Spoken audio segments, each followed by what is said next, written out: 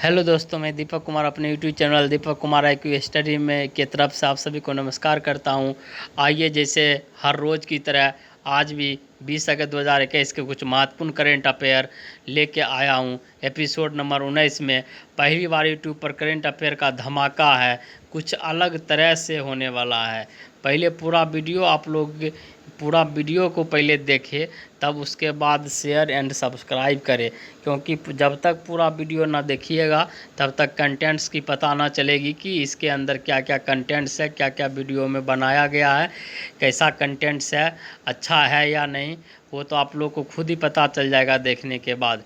पहले पूरा वीडियो को देखिएगा और 20 अगस्त 2021 का जितना भी महत्वपूर्ण कंटेंट्स बना है सब कंटेंट्स लेकर आया हूँ। चलिए आज का कुछ शुरुआत में दैनिक समसामयिक घटना के बारे में जान लेते हैं, उसके बाद उसका डिटेल्स बारे में जानेंगे। चलिए आइए शुरुआत करते हैं।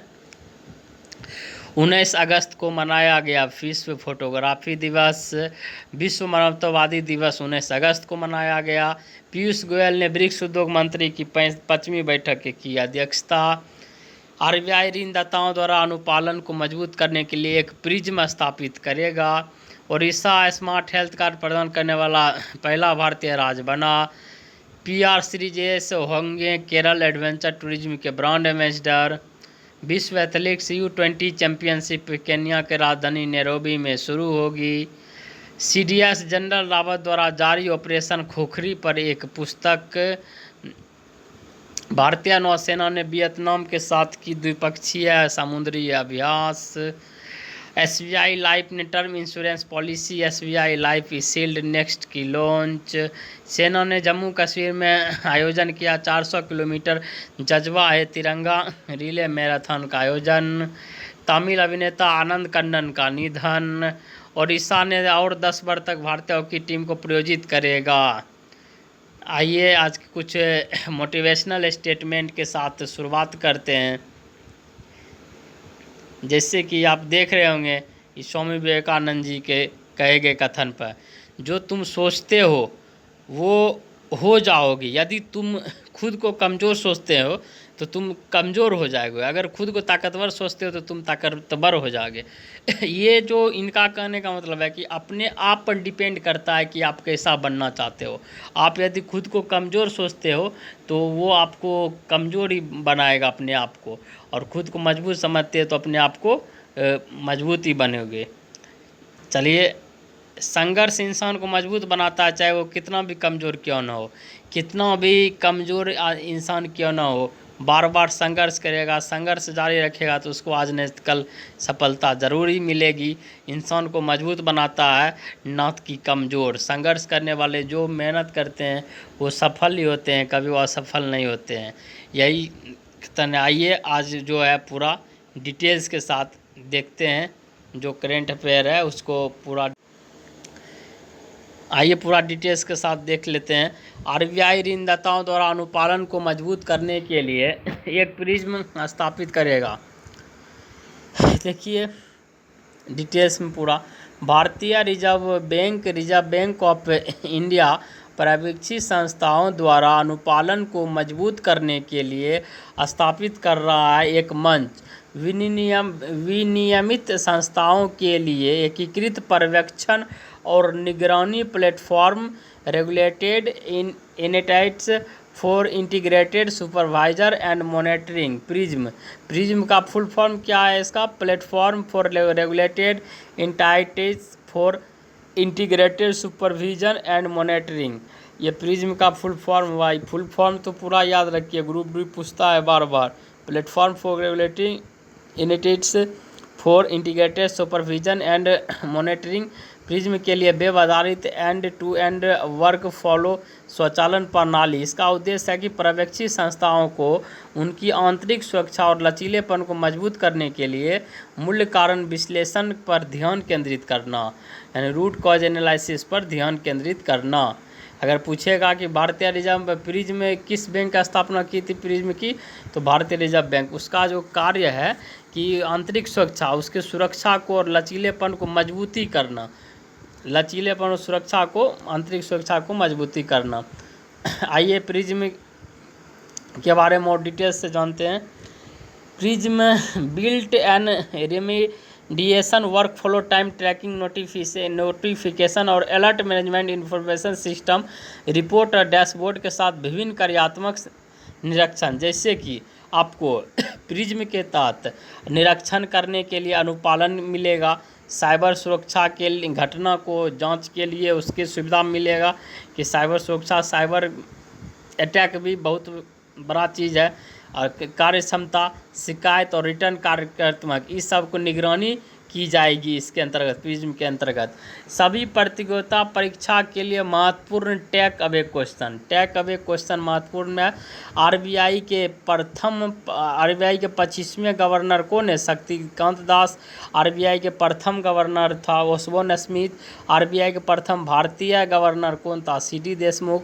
आरबीआई की स्थापना कब हुई थी? 1 अप्रैल 1935 में। और एक्ट कब आया? 1934 में। आरबीआई की स्थापना के समय मुख्यालय कहाँ थी? कोलकाता। और आरबीआई का अभी वर्तमान मुख्यालय कहाँ है? मुंबई। शक्तिकांत दास 25वें गवर्नर जनरल हैं। शक्तिदास प्रथम आरबीआई के गवर्नर हैं। आइए next question. Odisha smart health card प्रदान करने वाला पहला भारतीय राज्य बन गया। हेल्थ कार्ड प्रदान ओडिशा। आइए देखते हैं। ओडिशा बीजू स्वास्थ्य कल्याण योजना के तहत 96 लाख परिवारों के 3.5 करोड़ लोगों को कवर करते हुए भारत की स्मार्ट हेल्थ कार्ड योजना शुरू करने के लिए पूरी तरह तैयार है। और उसी की जानकारी उड़ीसा के मुख्यमंत्री नवीन पटनायक ने भुवनेश्वर के 75वें स्वतंत्रता दिवस समारोह को संबोधित करते हुए प्रदान की है। इस ऐप का देखिए, उड़ीसा बीजू स्वास्थ्य कल्याण योजना के तहत जो है हर परिवार को हर 5 लाख रुपये सालाना उसको जो है स्मार्ट हेल्थ कार्ड पर, यानी कि स्वास्थ्य पर खर्च किया जाएगा, स्वास्थ्य बीमा एक तरह से। और महिला पर 10 लाख रुपये की है। देखिए 75वें स्वतंत्रता दिवस पर जो है नवीन पटनायक उड़ीसा के जो मुख्यमंत्री हैं उसने स्मार्ट हेल्थ कार्ड योजना लागू की। और इस ये जो स्मार्ट हेल्थ कार्ड योजना है इसका देखिए पूरा, इस योजना के माध्यम से केंद्र सरकार के स्वास्थ्य लाभ भी प्राप्त किए जा सकेंगे। राष्ट्रीय और राज्य खाद्य सुरक्षा योजनाओं अन्नपूर्णा और अंत्योदय के लाभार्थियों को कार्ड मिलेगा। और अब से प्रत्येक परिवार प्रति 5 लाख रुपये तक उपचार लागत का लाभ उठाए। और महिला सदस्य को सालाना 10 लाख रुपये मिलेगा। इन योजना के तहत लाभ उड़ीसा सहित देश के 200 से अधिक अस्पताल में इसका लाभ आपको मिल सकता है। उड़ीसा में ही नहीं मिलेगा, उड़ीसा का आप नागरिक हैं तो उड़ीसा के बाहर आप 200 अस्पताल में भी करवा सकते हैं। सभी प्रतियोगिता परीक्षाओं के लिए महत्वपूर्ण टेक अवे क्वेश्चन जो आप लोग के लिए लाया गया है उसमें देखिए क्या है कि उड़ीसा के वर्तमान मुख्यमंत्री नवीन पटनायक हैं। ग्रुप डी में पिछले बार एक सेट में दो मुख्यमंत्री का नाम पूछ दिया है। नवीन पटनायक है। और हुआ का राज्यपाल कौन है? गणेशी लाल। उड़ीसा का राज्यपाल कौन है? गणेशी लाल। चिल्का जिला कहाँ है? उड़ीसा में है। आइए, PR सीरीजेस होंगे केरल एडवेंचर टूरिज्म के ब्रांड एम्बेसडर। ये जो गोलकीपर होता है हॉकी में, तो ये गोलकीपर थे। PR सीरीजेस जो हैं केरल में एडवेंचर टूरिज्म के ब्रांड एम्बेसडर होंगे। इनके बारे में आइए देखते हैं। ओलंपियन पट्टू रविंद्रन सीरीजेस गोलकीपर और भारतीय राष्ट्रीय हॉकी टीम के पूर्व कैप्टन भी रह चुका है। पट्टू रविंद्रन सीरीजेस केरल में साहसिक पर्यटन के ब्रांड एम्बेसडर के रूप में नामित किया जाना तय है। सीरीजेस उस भारतीय हॉकी टीम का हिस्सा थे जिसने टोक्यो 2020 ओलंपिक में कांस्य पदक जीता था। PR सीरीजेस केरल के एर्नाकुलम के रहने वाले हैं। PR सीरीजेस कहाँ के? केरल के एर्नाकुलम के हैं। और आइए सभी प्रतियोगिता में परीक्षा में महत्वपूर्ण टेक अवे क्वेश्चन। केरल के मुख्यमंत्री कौन है? पिनराई विजयन है। केरल के राज्यपाल कौन है? आरिफ मोहम्मद खां। केरल के राज्यपाल आरिफ मोहम्मद खां। आइए नेक्स्ट क्वेश्चन। विश्व एथलेटिक्स U20 चैंपियनशिप नैरोबी में शुरू होगी। विश्व एथलीट्स U20 चैंपियनशिप का 2021 का संस्करण केन्या के नैरोबी में शुरू होगी। गवर्नर बॉडी के एक विज्ञप्ति में कहा है कि दुनिया भर में महत्वपूर्ण उपकरणों की यात्रा और रसद पर यात्रा करने वाले टीमों पर कोविड की प्रभाव की चुनौती साबित हुआ है। और यह जो है, इससे क्वेश्चन केवल इतना याद रखिए कि U20 world athlete U20 championship कहाँ होगी? नैरोबी में। क्वेश्चन इतने याद रखिए कि world athlete U20 championship Nairobi 2020 में होने वाली थी, लेकिन होगी अब 2021 में 17 से 22 अगस्त के। World athlete U20 championship Kenya के नैरोबी में होगी। CDS जनरल रावत द्वारा जारी ऑपरेशन खुखरी पर एक पुस्तक जारी की गई है। किसके द्वारा? CDS जनरल रावत द्वारा। आइए देखते हैं। CDS जनरल रावत ने को लेखक मेजर जनरल राजपाल पुनिया और सुश्री दामिनी पुनिया द्वारा ऑपरेशन खुखरी पुस्तक भेंट की गई। पुस्तक संयुक्त राष्ट्र के हिस्से के रूप में सीरा लियोन में भारतीय सेना के सफल बचाव मिशन पर प्रकाश डालती है।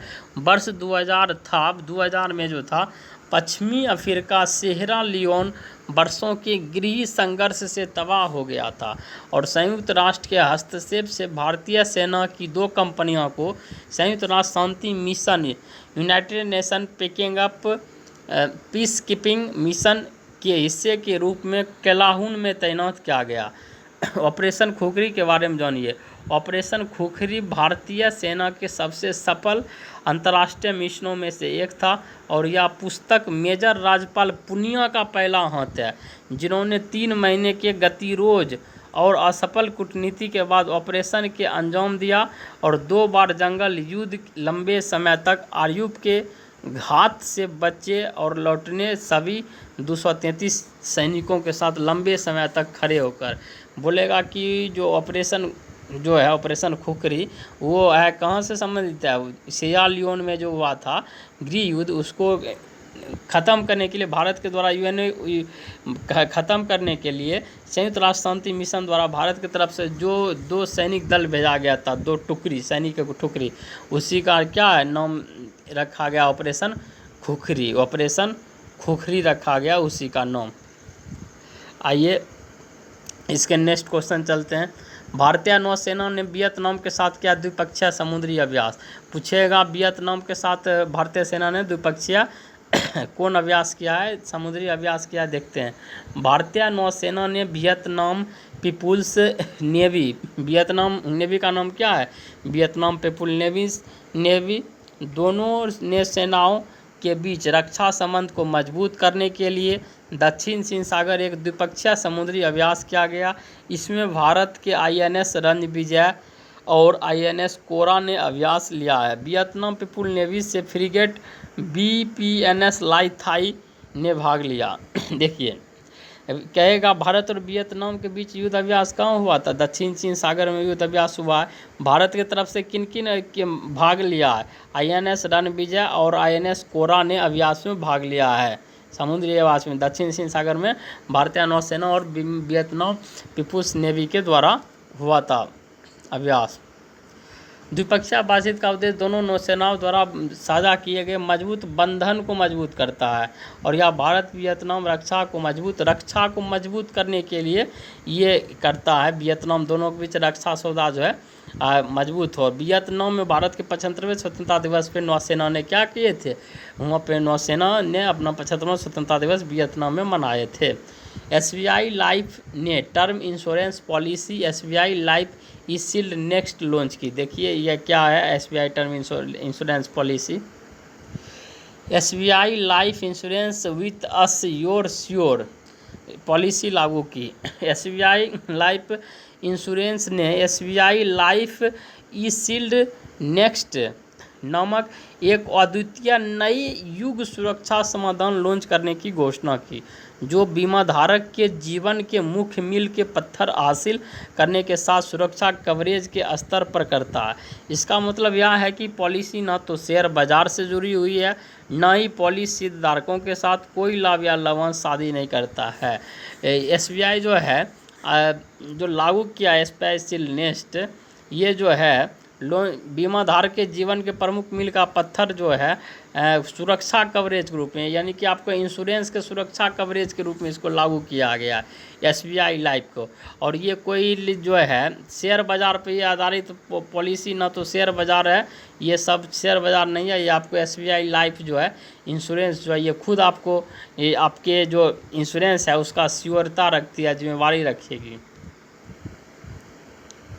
आइए, यह एक व्यक्तिगत गैर लिक्विड गैर भाग वाला जीवन बीमा शुद्ध जोखिम प्रीमियम उत्पाद और किसी के जीवन में महत्वपूर्ण स्तर पर मील के पत्थर से जुड़ी बीमा राशि में वृद्धि के माध्यम से आवश्यक बीमा सुरक्षा को समतल करके कम करता है, जैसे शादी करना, माता पिता बनना या नया घर खरीदना। देखिए, सभी प्रतियोगिता परीक्षाओं के महत्वपूर्ण take away. SBI life insurance के सीईओ कौन है? Mahesh Sharma. SBI life insurance के सीईओ कौन है? महेश शर्मा। और एसबीआई लाइफ इंश्योरेंस के मुख्यालय कहाँ है? मुंबई में। एसबीआई लाइफ इंश्योरेंस की स्थापना कब हुई थी? 2001 में। पूछेगा कि एसबीआई बैंक एक क्या और एक या एसबीआई लाइफ इंश्योरेंस, इसका है महेश कुमार शर्मा, मुख्यालय मुंबई में, स्थापना 2001 में इसकी स्थापना हुई थी। आज के नेक्स्ट क्वेश्चन चलिए। सेना ने जम्मू कश्मीर में आयोजन किया 400 किलोमीटर जज्बा ए तिरंगा रिले मैराथन। जम्मू कश्मीर में सेना ने 400 किलोमीटर जज्बा ए तिरंगा रिले मैराथन आयोजन किया। इस कार्यक्रम को major general Rajeev Puri, general officer commanding ace of spade division ने झंडी दिखाकर रवाना की, जिन्होंने रिले का नेतृत्व किया, जिसके बाद सैन्य कर्मियों में बारीकी से काम किया। लाइन ऑफ कंट्रोल पर भारतीय तिरंगे को लेकर 300 से अधिक के नौसैनिक ने भाग लिया। दौड़ के भाईचारे की भावना को जगाया, क्योंकि प्रत्येक सैनिक जिम्मेवारी का क्षेत्र आर ऑफ रिस्पॉन्सिबिलिटी में कामरेडशिप का प्रतीकात्मक राष्ट्रीय ध्वज लिया। इससे क्वेश्चन आपको बनेगा, इससे क्वेश्चन यही पूछेगा कि सेना में ने कहाँ पे 400 किलोमीटर जज्बा ए तिरंगा रिले मैराथन का आयोजन किया? जज्बा तिरंगा रिले मैराथन तो आपको जम्मू कश्मीर में किया। तमिल अभिनेता आनंद कन्नन का निधन, इससे क्वेश्चन आपको बनेगा कि आनंद कन्नन कौन थे? आनंद कन्नन कौन थे? तमिल अभिनेता आनंद कन्नन थे, और ये अभिनेता थे, कहाँ के थे? तमिल का। इनका निधन हो गया। तमिल स्टार और लोकप्रिय टीवी होस्ट आनंद कन्नन का निधन हो गया। उन्होंने चेन्नई जाने से पहले सिंगापुर में वसंतम टीवी के साथ कैरियर शुरू किया, जहाँ उन्होंने सन म्यूजिक के साथ वीडियो जॉकी के रूप में काम किया। उन्होंने वेंकट प्रभु की सुरेजा में 2008 में अतिथि भूमिका निभाई। आनंद कन्नन ने बाद में वैज्ञानिक कथा और बहुत सारे फिल्म में भी निभाए। इससे क्वेश्चन कुछ ना बनेगा, इससे एक ही क्वेश्चन बनेगा आपको कि आनंद कन्नन का निधन हो गया, ये कौन थे? तमिल अभिनेता थे। कौन थे? तमिल अभिनेता थे। आइए आज के नेक्स्ट क्वेश्चन। उड़ीसा 10 और वर्षों के लिए भारतीय हॉकी टीम को प्रायोजित करेगा। मुख्यमंत्री नवीन पटनायक ने घोषणा की है कि 2023 में मौजूद प्रायोजन समाप्त होने के बाद ओडिशा सरकार 10 और वर्षों के लिए भारतीय हॉकी टीमों को प्रायोजित करेगी। राज्य सरकार 2018 में राष्ट्रीय हॉकी टीम को प्रायोजित करना शुरू किया और टीमों ने टोक्यो ओलंपिक में अपने शानदार प्रदर्शन के साथ इतिहास रखा। और मुख्यमंत्री हुआ नवीन पटनायक ने अब की बार जो है 10 लाख रुपये सभी हॉकी खिलाड़ी को दिए हैं। और ये बात याद रखिएगा, भारतीय हॉकी टीमों को प्रायोजित कितने साल तक करेगी? और उड़ीसा 10 साल तक। हालांकि प्रायोजन सौदे के सही मात्रा का खुलासा होना बाकी है। 2018 में ओडिशा ने कानूनी मुद्दों में उलझने के बाद सहारा इंडिया से हटने के बाद 5 साल के लिए पुरुष और महिला टीमों को आयोजित करने के लिए 100 करोड़ रुपये की सौदा पर हस्ताक्षर किए। हॉकी टीम को देता था, सब चीज़ प्रायोजित करता था, 100 करोड़ किया। और उस नवीन पटनायक ने कहा कि 10 साल तक हम इसको क्या करेंगे और ओलंपिक में और से प्रायोजित करेंगे ओलंपिक खिलाड़ी को। पीयूष गोयल ने ब्रिक्स उद्योग मंत्रियों की 5वीं बैठक की अध्यक्षता। वाणिज्य एवं उद्योग मंत्री पीयूष गोयल ने ब्रिक्स उद्योग मंत्रियों की 5वीं बैठक की अध्यक्षता की। न्यू डेवलपमेंट एनडीबी के क्षितिज का विस्तार करने का ऐलान किया और भारत के पास 2021 के लिए ब्रिक्स की अध्यक्षता है और इस वर्ष भारत ने अपनी अध्यक्षता के लिए निरंतरता, समेकन और समिति के लिए इंट्रा ब्रिक्स सहयोग की थीम चुना है। पूछ देगा, इससे क्वेश्चन यही बनेगा कि ब्रिक्स उद्योग मंत्रियों की 5वीं बैठक की अध्यक्षता किसने की? पीयूष गोयल ने की। अगस्त विश्व मानवतावादी दिवस। विश्व मानवतावादी दिवस के बारे में ये पढ़ते हैं। विश्व मानवतावादी दिवस वर्ल्ड ह्यूमैनिटेरियन डे हर साल 19 अगस्त को मानवीय कर्मियों और उन श्रमिकों को श्रद्धांजलि देने के लिए मनाया जाता है जिन्होंने मानवीय सेवा के लिए अपनी जान गंवाई है। 2021 में 12वां वर्ल्ड ह्यूमैनिटेरियन डे मनाया गया। 2021 का जो थीम है the human race, the human race. पूछ देगा आपको, ह्यूमैनिटेरियन डे मनाया जाता है 19 अगस्त को। ह्यूमैनिटेरियन डे कब मनाया जाता है? 19 अगस्त को। इसका थीम क्या है? इसका थीम आपको है हच दे के the human race, the human race, हच द ह्यूमन रेस, हच द ह्यूमन रेस, हच द ह्यूमन रेस है। जलवायु कार्रवाई के लिए एक वैश्विक चुनौती उन लोगों के साथ एकजुटता से जिन्हें उस सबसे अधिक आवश्यकता है। 19 अगस्त को ही क्यों मनाए जाते हैं ये डे? उसके लिए देखिए, 19 अगस्त उस दिन को चिन्हित करता है जिस दिन इराक के महासचिव के तत्कालीन विशेष प्रतिनिधि सर्जियो वीरा डी मेल्लो के 21 सहयोगी को बगदाद में संयुक्त राष्ट्र मुख्यालय पर बमबारी में मारे गए थे और 2009 में संयुक्त राष्ट्र महासभा द्वारा औपचारिक रूप से मान्यता देने के बाद 19 अगस्त 2009 को पहली बार मानवतावादी वर्ल्ड ह्यूमैनिटेरियन डे मनाया गया। वर्ल्ड ह्यूमैनिटेरियन डे पहली बार कब मनाया गया? 19 अगस्त 2009 को वर्ल्ड ह्यूमैनिटेरियन डे 19 अगस्त 2009 को मनाया गया पहला। और अभी कितना है? 12वां है। और वर्ल्ड ह्यूमैनिटेरियन डे कब मनाया जाता है? 19 अगस्त को मनाया जाता है। आज मनाया विश्व फोटोग्राफी दिवस 19 अगस्त को मनाया गया। विश्व फोटोग्राफी दिवस कब मनाया जाता है? 19 अगस्त को मनाया जाता है। फोटोग्राफी एक हॉबी के रूप में बढ़ावा देने के लिए हर साल 19 अगस्त को विश्व फोटोग्राफी दिवस मनाया जाता है और दुनिया भर के फोटोग्राफर को दुनिया के बाकी हिस्सों के साथ तस्वीरें साझा करने के लिए प्रेरित करता है। और पहला आधिकारिक विश्व फोटोग्राफी दिवस 2009 में मनाया गया है। पहला अगर विश्व फोटोग्राफी दिवस अगर पूछेगा तो आपको 2010 में मनाया गया। फोटोग्राफी दिवस कब मनाया जाता है? 19 अगस्त को पहला कब मनाया गया? 2010 में। विश्व फोटो दिवस की शुरुआत, आइए देखते हैं विश्व फोटो दिवस के बारे में। विश्व फोटो दिवस की शुरुआत 1837 में फ्रांसीसी लुइस डॉगेर और जोसेफ नाइसफोर निप्से द्वारा विकसित एक फोटोग्राफिक प्रक्रिया डोगरोटाइप के आविष्कार से हुई और यह 19 अगस्त 1939 को था और फ्रांसीसी सरकार ने ड्यूगोरियोटाइप प्रक्रिया को पेटेंट खरीदा था और आविष्कार के लिए विश्व के लिए मुफ्त उपहार के रूप में घोषणा की। इसके आविष्कार के लिए जब फोटोग्राफी का आविष्कार किया तो इसके लिए घोषणा की कि विश्व के लिए मुफ्त उपहार के घोषणा की। और इससे क्वेश्चन मिलेगा विश्व फोटोग्राफी दिवस कब मनाया जाता है? 19 अगस्त को। क्यों मनाया गया? 12वां। बहुत पूछेगा तो कब मनाया गया? तो 12 अगस्त 2010 को पहला मनाया गया है। जैसे कि आप लोग जानते हैं कि हर डे कुछ ना कुछ जो जनवरी से जुलाई पूरा तक का जो है, जनवरी के जुलाई पूरा तक अगस्त पिछले जितने करंट अफेयर 6 महीना का है उसका 10 से 15 क्वेश्चन डेली क्या चलता है? उसका क्वेश्चन रिवीजन चलता है। उसी रिवीजन को हम लोग आज क्वेश्चन लेके आए हैं। उसका देखिए क्या है रिवीजन। आप लोग पहले अपना देखिएगा कितना सही होता है। यहाँ पे पहला क्वेश्चन है कि निम्नलिखित में से किस बैंक को भारतीय रिजर्व बैंक द्वारा एजेंसी बैंक के रूप में कार्य करने के लिए सूचीबद्ध किया गया है? कहता है निम्नलिखित में से किस बैंक को भारतीय रिजर्व बैंक द्वारा एजेंसी बैंक के रूप में कार्य करने की सूचीबद्ध किया गया है? इंडसइंड बैंक। 2021 फॉर्च्यून की ग्लोबल 500 सूची में कितने भारतीय कंपनी को शामिल किया गया है? 7 कंपनी है। Option number D. 155वें नंबर पर आपको जियो रिलायंस की कंपनी है, मुकेश अंबानी की कंपनी। IMF द्वारा, फॉर्च्यून में 500 में 7 गो कंपनी है।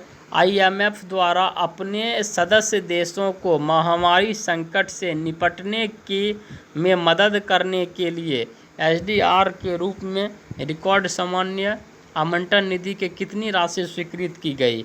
IMF द्वारा 650 अरब अमेरिकी डॉलर। ऑप्शन नंबर बी होगा 450 अमेरिकी डॉलर। चलिए नेक्स्ट क्वेश्चन पे।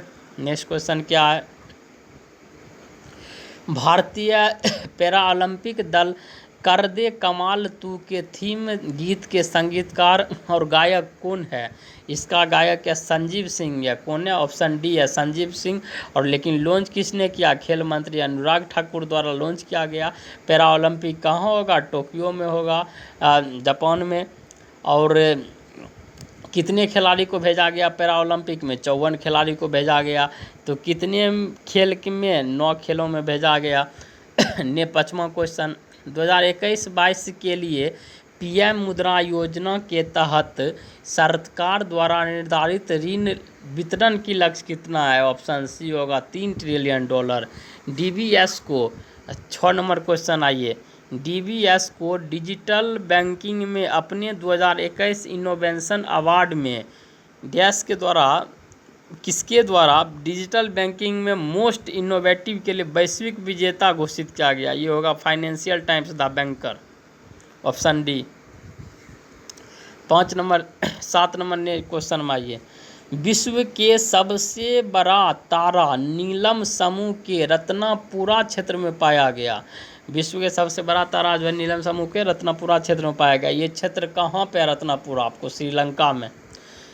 Option A. निम्नलिखित में से कौन सा राफेल विमान से लैस होने वाले दूसरा हवाई अड्डा बन गया? दूसरा हवाई अड्डा कौन बन गया? हाशिमारा एयरबेस।